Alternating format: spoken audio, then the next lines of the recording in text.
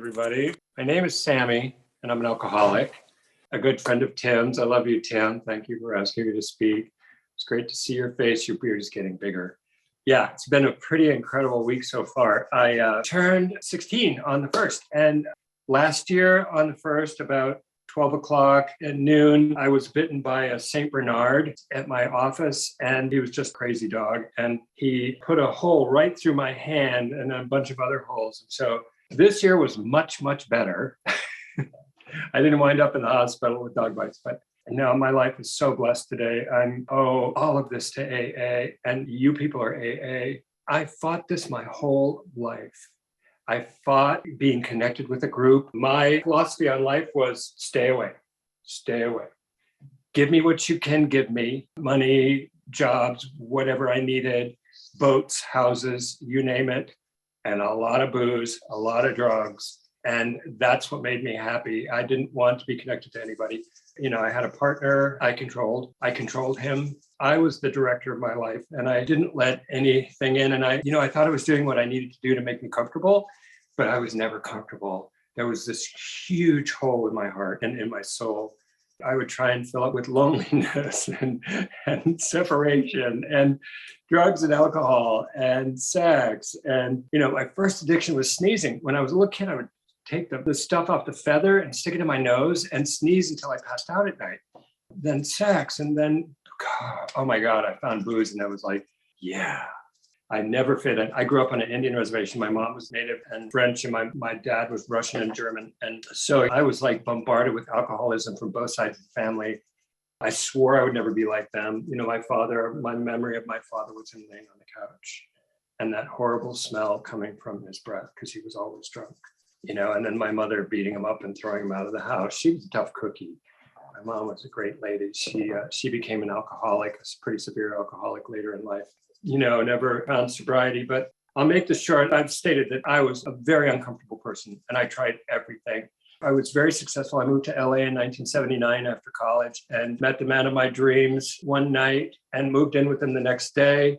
And we lived in the Twinkie truck in the canals in Venice. And the Twinkie truck was broken down, but we had an extension cord from Fred and Will's. And so we had a little TV, lights, had a phone, and it was all we needed. So I fell in love that night and moved in the next day, I swear. And we made it 24 years. During that 24 years, he was capable of controlling and enjoying my drinking. He loved me when I was looped and happy. And so we were quite a team.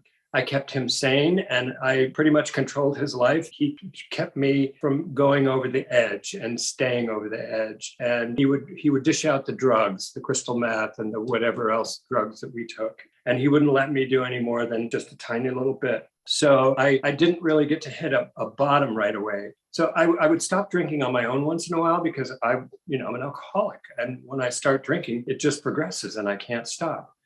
And even with his control. So I would stop drinking on my own. And it was great 2 years. We would just start making tons of money. I mean, it was just like flow in, but it was all built on a house of cards. And I'd buy houses and boats and whatever. But then it was just, back then you'd go into a bank and say, we want a loan for this house. And they'd say, okay, we need your tax returns. You'd show them your tax returns. And she would say, give me your accountant's phone number.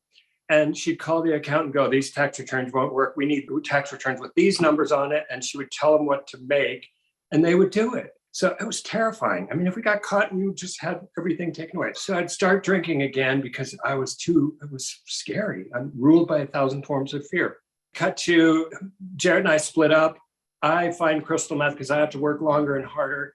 I went to my original dealer down in Venice. He was still there, still functioning somehow, I don't know. So I started on that run for a long time. I was a tweezer tweaker, so I would pull all the hair out of my face and I'd have abscesses and my teeth were falling out and I was gaunt and gray. And, my mother called me and said, I need you to be here. I'm dying.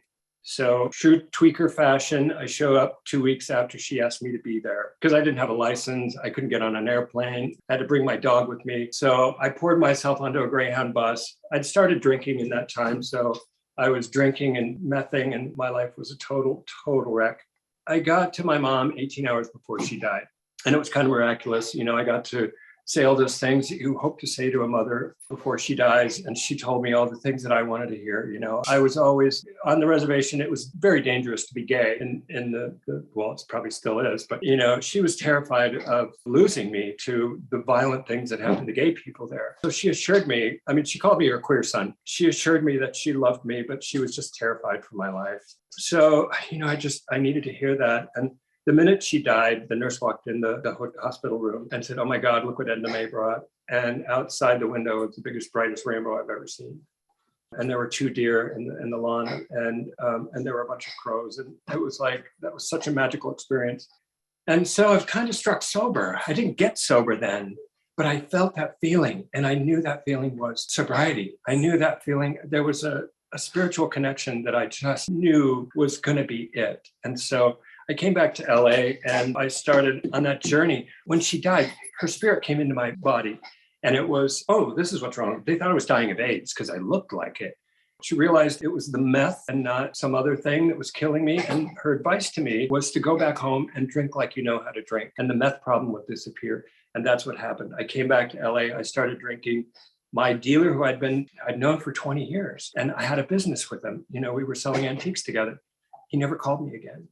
And I never called him. And I don't know how that happened. That's an absolute miracle. I was also a drunken dialer, and it was before, you know, so maybe something happened then, but I don't care what it was. It was just this absolute miracle.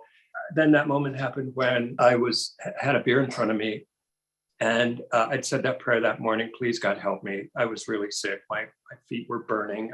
You know, I was just a mess. So I said that prayer, and there was a half a beer sitting in front of me, and I didn't want it. And I knew that was a miracle because I wasn't passed out and there was alcohol in front of me and I wasn't consuming it. And I thought I could just close that window right now and keep drinking this beer and go get some more. But I thought, no, this is grace. This is God's grace. And I didn't believe in God. And I thought I was going to have to. So that was a horrifying thing. So I called a friend and I said, "I'm done."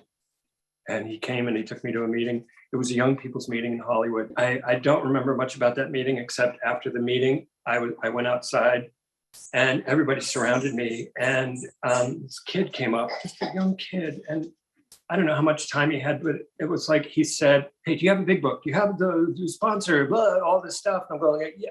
And I did this again. "No, I know how to do this." Because I'd been sober before, right? Anyway, he said, "Look, mister, maybe you don't know how to do this. Maybe what you know how to do is to get where you are right now." And he said, "If you want what we have, just kind of do what we do." And the cotton fell out of my ears and I heard him and I was like, "Tell me what to do." And he took the directory and he said, "Okay, where do you live? There's a meeting right there at 7 a.m, because you're not going to sleep anyway tonight. And so you just show up at that meeting at 7 o'clock.